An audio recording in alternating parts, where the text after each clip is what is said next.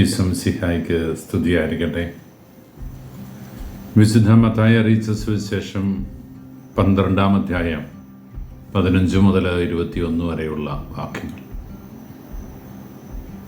തൻ്റെ വചനപ്രഘോഷണ ദൗത്യം തുടരുന്ന യേശുനാഥൻ നോമ്പുകാലത്തിന് മുന്നോടിയായി നമ്മളെ ഗൗരവമുള്ള ഒരു കാര്യം പഠിപ്പിക്കുകയാണ്.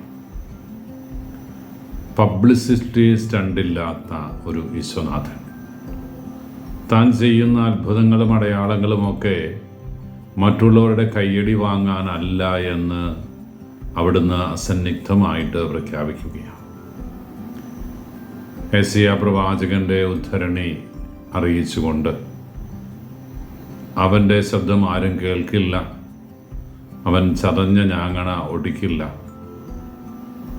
കൃത്യതയോടെ തൻ്റെ ദൗത്യം അത്ഭുതങ്ങളും അടയാളങ്ങളും നേടിയവർ മറ്റുള്ളവരോട് പറഞ്ഞ് അതിൻ്റെ അത്ഭുതത്തിൻ്റെ സാധ്യതയും ഒരുപക്ഷെ പിന്നീട് ശിഷ്യസമൂഹത്തിൻ്റെ മധ്യത്തിലേക്ക്, ജനങ്ങളുടെ മധ്യത്തിലേക്ക് ഇറങ്ങി പ്രവർത്തിക്കുന്നതിന് അത് തടസ്സമായി തീരുമെന്ന വ്യക്തമായ കാഴ്ചപ്പാടുമുണ്ടായിരുന്ന ഈശോയാണ് ഇവിടെ അസന്നിഗ്ധമായിട്ട് പ്രഖ്യാപിക്കുന്നത്, ഇത് ആരോടും പറയരുത്. അതിന് കാരണമായിട്ടാണ് യെശയ്യാ പ്രവചനം ഈശോ ഉദ്ധരിച്ച് നമ്മളെ പറഞ്ഞ കാര്യങ്ങൾ ബോധ്യപ്പെടുത്തി നൽകുക. പ്രിയപ്പെട്ടവരെ, നോമ്പിലേക്ക് കടക്കുമ്പോൾ നമുക്ക് ഒരു കാലഘട്ടം കൊണ്ട് ആർജിച്ചെടുക്കേണ്ട ഒരു നന്മ ഈശോ മുൻകൂട്ടി നമ്മളെ ഓർമ്മിപ്പിക്കുകയാണ്.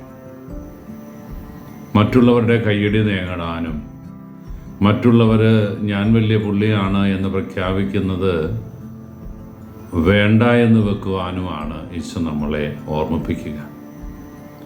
ഇടത് കൈ ചെയ്യുന്നത് വലത് കൈ അറിയാതിരിക്കട്ടെ എന്ന് വളരെ കൃത്യമായി മത്തായി സുവിശേഷത്തിൽ തന്നെ അവിടുന്ന് രേഖപ്പെടുത്തി വെച്ചിട്ടുണ്ട്. നീ മറ്റുള്ളവർക്ക് കൊടുക്കുന്ന സൽപ്രവൃത്തികൾ അവരുടെ ജീവിതത്തെ പുരോഗതിയിലേക്ക് നയിക്കാൻ പ്രേരിപ്പിക്കുന്ന ഉപവിപ്രവർത്തനങ്ങൾ, ഇതൊന്നും മറ്റുള്ളവരെ അറിയിച്ച് ബഹളം വെച്ചുകൊണ്ട് നടത്തേണ്ടതല്ല. പ്രാർത്ഥനയെക്കുറിച്ച് പോലും ഈശോ പറഞ്ഞല്ലോ, മുറിയിൽ കടന്ന് കതകടച്ച് രഹസ്യത്തിൽ പ്രാർത്ഥിക്കണം. നീ ക്രിസ്ത്യാനിയാണ് എന്നുള്ളത് ചെണ്ടകൊട്ടി നാട്ടുകാരെ അറിയിക്കേണ്ട കാര്യമില്ല. നിന്റെ നന്മ പ്രവൃത്തികൾ കണ്ടിട്ട് മറ്റുള്ളവരത് മനസ്സിലാക്കിക്കൊള്ളും. ഞാനത് ചെയ്തു, ഇത് ചെയ്തു എന്നും പത്രത്തിലും സോഷ്യൽ മീഡിയയിലുമൊക്കെ പരസ്യപ്പെടുത്തിയും ചിത്രങ്ങൾ പ്രദർശിപ്പിച്ചുമൊക്കെ ജാട കാണിക്കുന്ന ഒരുപാട് പേരുടെ മധ്യത്തിലാണ് നാം ഇന്ന് ജീവിക്കുന്നത്. പ്രിയപ്പെട്ടവരെ, ഈ ഒരു പുണ്യം ഹൃദയത്തിൻ്റെ താളമായി സ്വീകരിക്കാൻ നമുക്കൊരുമിച്ച് ആഗ്രഹിക്കാം. ഈശോ അനുഗ്രഹിക്കട്ടെ. കർത്താവ് ശംസിഹായുടെ കൃപയും പിതാവായ ദൈവത്തിൻ്റെ സ്നേഹവും പരിശുദ്ധാരൂപിയുടെ സഹവാസവും നാമെല്ലാവരും കൂടി ഉണ്ടായിരിക്കട്ടെ, ഇപ്പോഴും എപ്പോഴും എന്നേക്കും.